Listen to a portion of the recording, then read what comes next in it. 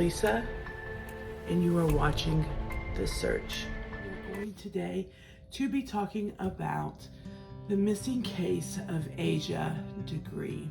One of the things when I choose a story, I want to be able to really get into who the victim is, the victim's family, and I want to kind of break down that barrier. So also the people that are watching really get that sense of empathy and they want to help and they want to be involved. I like to talk a little bit about the background, make sure that you know who this person is. So that's where I like to start out as. Asha Degree was born August 5th in 1990. She was a lovely girl. She was born to Harold and Aquill. She had an older brother, only by like a year, O'Brien, and they were very tight. Really, really good kids. They both were born and lived in Shelby, North Carolina, which is a very rural area. If you are familiar with North Carolina area, all houses are kind of far apart on the highways, you know, and they do have the suburb areas, but it's like on the outskirts of Charlotte, which is a really big metropolitan area. If you know Charlotte, I am a Carolinian, so I've lived in North Carolina for 30-something years, and also South Carolina. It is a beautiful area.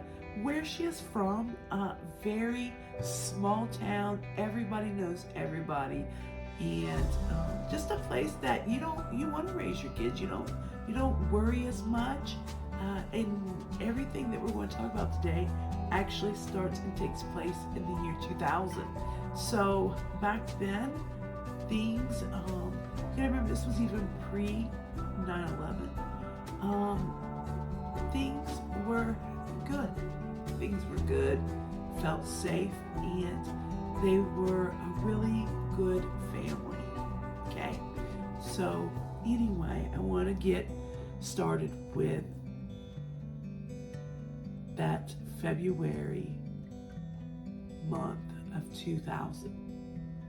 Okay, so Asha at this time was 9 years old. All right, she was happy, she was loved, she was going to school, she was in the 4th grade, and she was shy though. She was kind of a shy, but when she got into something, she was in it. And one of the things I know she really enjoyed was being on the basketball team. Her and her brother both played basketball, so that was something that they got into. I know that she did not do a lot of extra things far as outside of the family dynamics, just because her parents were very overly cautious, and which is good. I know that in the house, they did not have internet, a computer.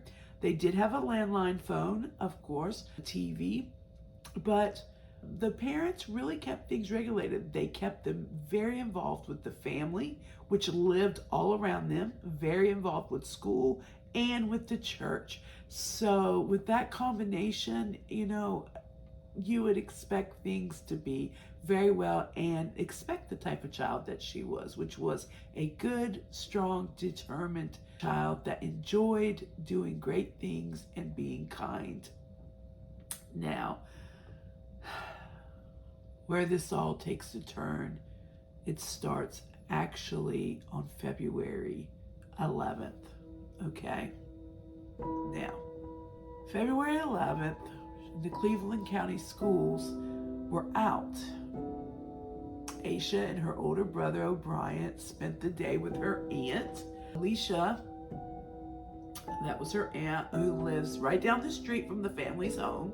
Later that afternoon, brother and sister attended a scheduled Pee Wee basketball practice at the Falston Elementary school where Asha and her brother, both attended. That was on February 11th, okay? I want to remind you that the parents were working, so that is why the family members were helping out, doing things, but they still had a pretty full weekend, okay? And also remind you, February 14th is coming up on that Monday, so that's Valentine's Day, and also the parents' anniversary. So it's like a, a lot of things going on, a lot of good stuff. All right. Saturday, February 12th, both Asia and her brother O'Brien compete in a basketball game at the Burns Middle School. All right. The girls played first. Aisha fouled out, y'all. Okay. The game, as she experienced like her first loss, it was not a good thing. She was the star, like point guard, and I think she just felt like it really fell on her shoulders, and she just didn't take it. But she really was into that, and she took pride in what she did. But sounded like after the tears, after working with the teammates, the talk, these are things that we start learning at 9, 8 years old when we're in sports, of just life things that happen. I'd even heard that her mama really, stuck for her, her family did, and they even considered the referee, called it wrong, but all in all, she did lose. The whole team lost the game. Chin's back up, they head over, they go to Bryant's game. So anyway, reassured by her mother that everything, would be all right. Now, after that, they go on to her brother's game, and after the boys' game, they decide to go on. The family goes on home. Aisha's being normal, her happy self. So, she's over, what happened. I really think, yes, it kind of bothered her some, but it didn't, just ruin, her world. It was just like, dang, we lost. I felt it, but her family lifted her up, her team lifted her up. It was good. Trying to kind of keep this order for you because I want to take you through this weekend. Sunday, the family attends church. This is the 13th. They attend church, a Macedonian missionary church. Afterwards, the family had lunch at an aunt's house, and then they headed home. Okay? So sounds like a Sunday day where you go to church, you go afterwards, you go eat that good dinner. That's like your best dinner of the whole week. You can't wait. You're with family. Everything is great. Everything's going good. Doesn't sound like anything that a child would be upset about or anything. Things sound pretty good. Sounds like the week, I get it. The basketball game set you off, but they repaired from that. By now, they've went to church. They done seen the aunts, families. They've ate good, and now they are heading home. Aisha was in good spirits. She received her Valentine's Day candy early from the grandmother. Her name was Joanne. At about 9 p.m., there was a power outage that had occurred in result of a car accident. Now, before then, I would say that happened about 9. The kids had went ahead and laid down about an hour or so before. I will let you know that Brian, her brother, and Aisha stayed in the same, well, they lived, but they stayed in the same bedroom. So they had their own beds, in there. So they laid down probably about 8. At 9, the parents were still up. They were kind of having some downtime. Their anniversary was the next day and Valentine's Day. It had been a busy weekend. They had worked, done games, done church. Let's chill, right? Well, at 9 o'clock, the power goes out. It was a stormy night out. There was a car accident. So no TV, no electricity, nothing. The mama's like, I'm going to bed.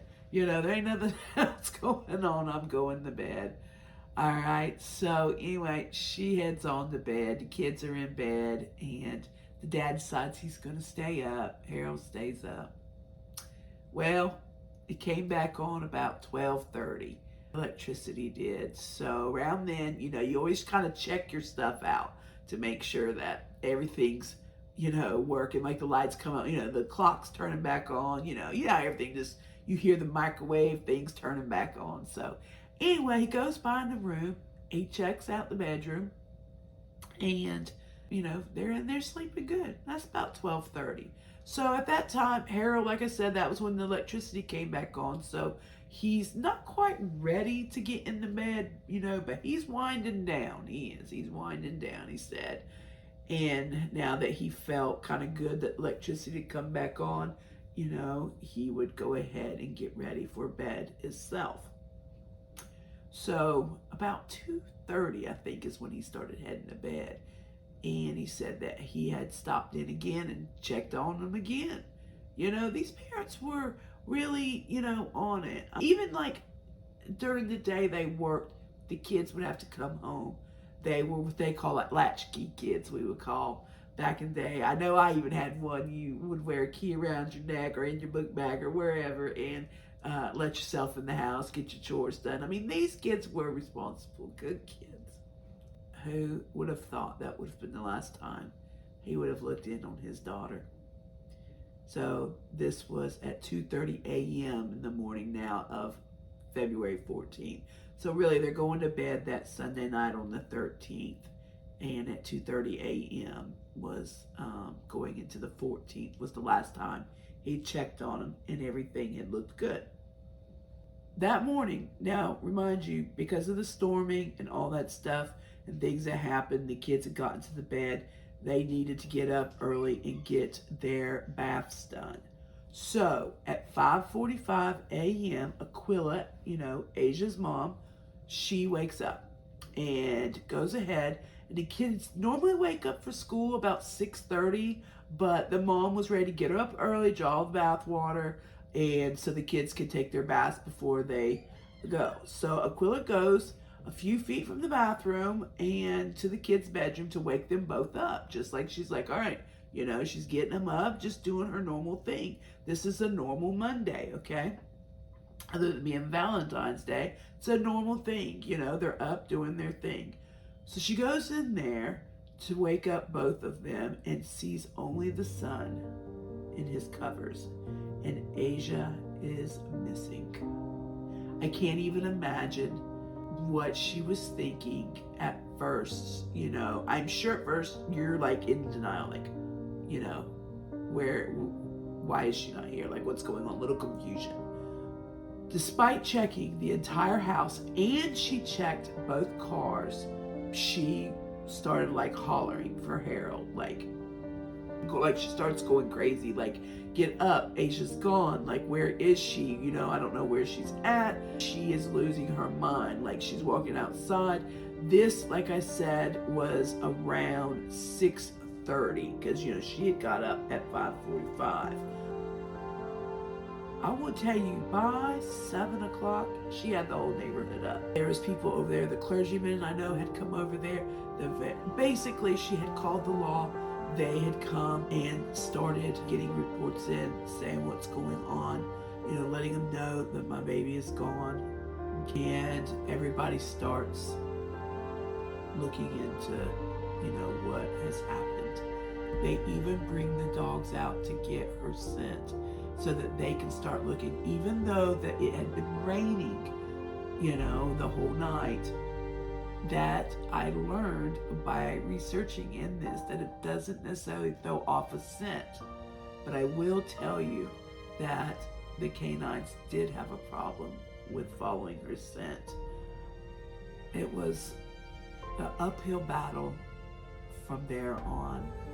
So like I said, they had the canines out there already. They had all the police officers out there. The clergymen had come, people from the church, the family, everybody was out there searching. By 7 o'clock, they were doing as much as they could. They were all over the vicinity, while the pastor of the church, even alongside, came to the Degrees just to support. By the day's end, all that the end was found was a mitten, which unfortunately the mom said was not even Asia's. Noting, by the way, guys, if you think about it, there's no winter clothing that had been taken from the house. We are talking about February in Shelby, which is getting close to the mountains area. We're in February in North Carolina. So yeah, it's pretty cold and had been raining. It's concerned, like I said, the mitten, the only thing they found with everything was not hers. The local news had actually done coverage and prompt to let people know that there had been 2 drivers who had seen Asia walking along the road that morning. Okay, now, including those who attempted to approach her, that apparently prompt Asia to flee into the woods. So basically what they mean by that is she was seen. So she had packed a bag, a little bag, what we have found out, left and started walking down the highway 18, highway 18. And she was actually in the same route of her school. We don't know where she was going. We don't know what even prompted her to leave.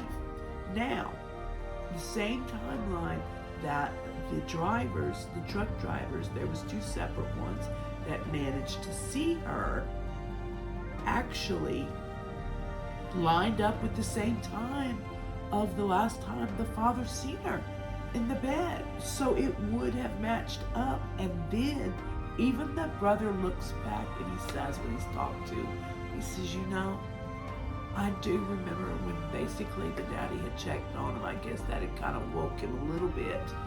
And he had heard a little squeaking, like of the bed, right?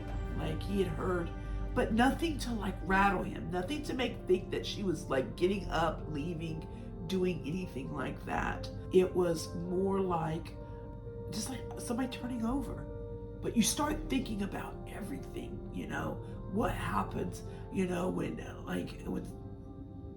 that was happening, what was happening at that time. When I turned up, you know, you just start playing the what ifs and what was this, what was that, and, you know, not to blame him at all, but probably when he heard that squeaking was when she was getting up and getting her stuff together and wherever she was going to.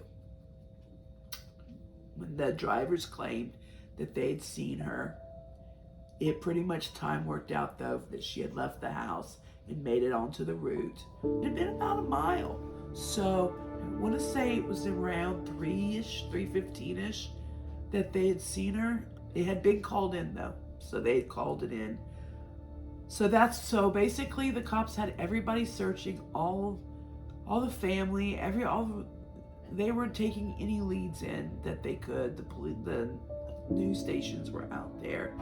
They went and asked families around to please check your sheds, please check things, because, you know, it was rainy that night. The cars going by, the trucks circling spooked her. Maybe she ran off and she is hiding in the shed. Maybe she's realized I shouldn't have done what I did. You know, we don't know. And her mom even stated she was scared to death of dogs. So all this isn't making sense why she would do this in the middle of the night. But there's proof that she was walking down the road, later seen that there was things taken from her room that she had packed. So anyway, they go and they look, and they go on the properties of the Turners, and in their little barn area in the shed, they do come across some little candy wrappers.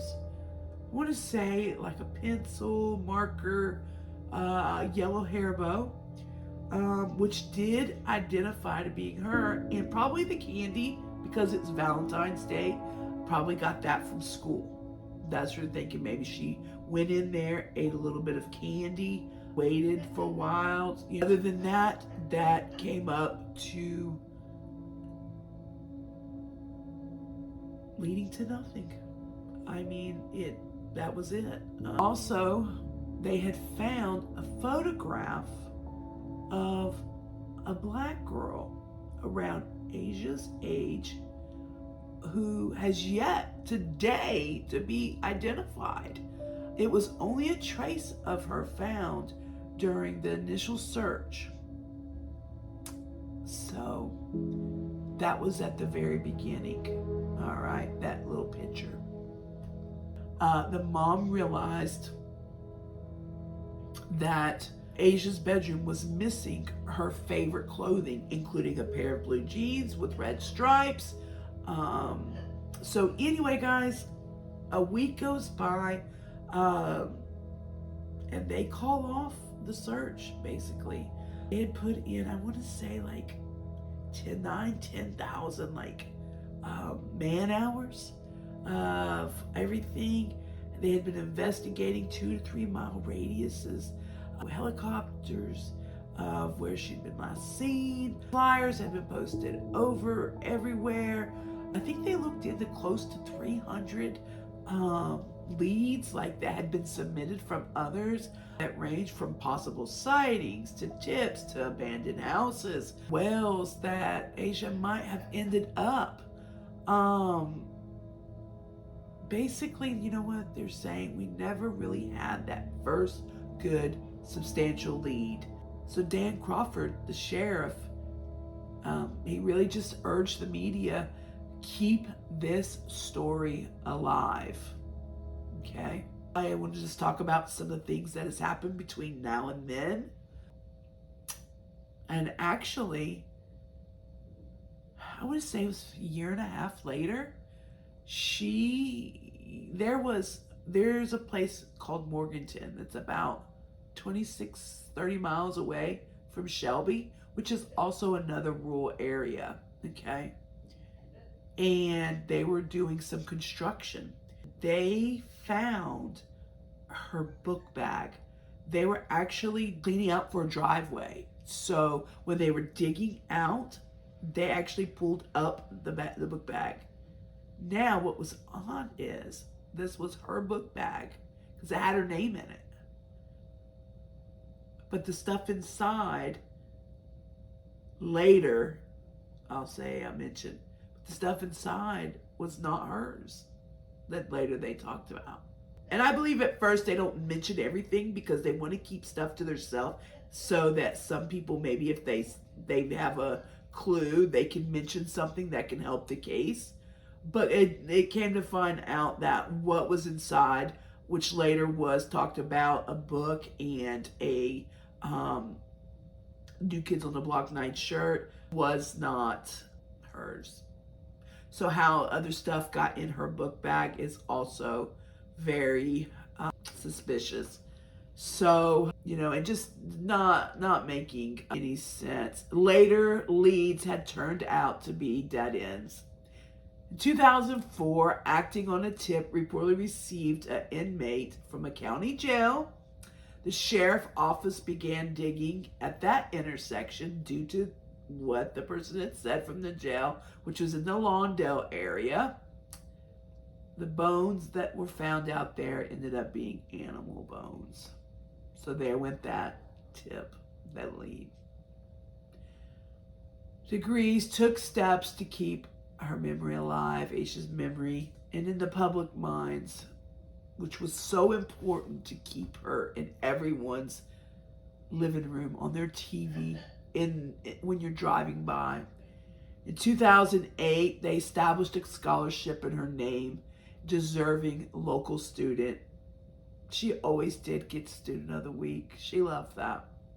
They hosted annual walks to raise awareness and money to fund their search. The walk started at their home and ends at the missing persons billboard where Aisha along Highway 18, near where she was last seen. Now, it was originally on February 14th, which was the day that she went missing. But the parents did kind of feel like, look, it's February 14th, it's Valentine's Day.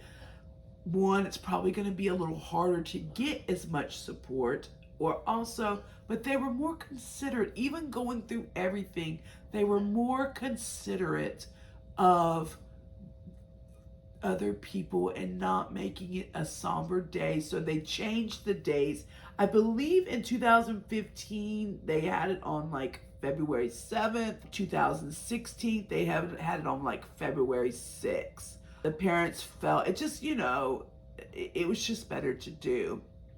A picture of Asia, both real and those showing her what she would look like and appear later in years, created by the investigators to help search, still decorated the Degree's house.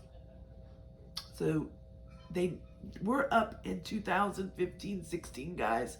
They're still continuing on. We're talking 15, 16 years later, and they're not stopping. These are having annual stuff, flyers up, rewards up.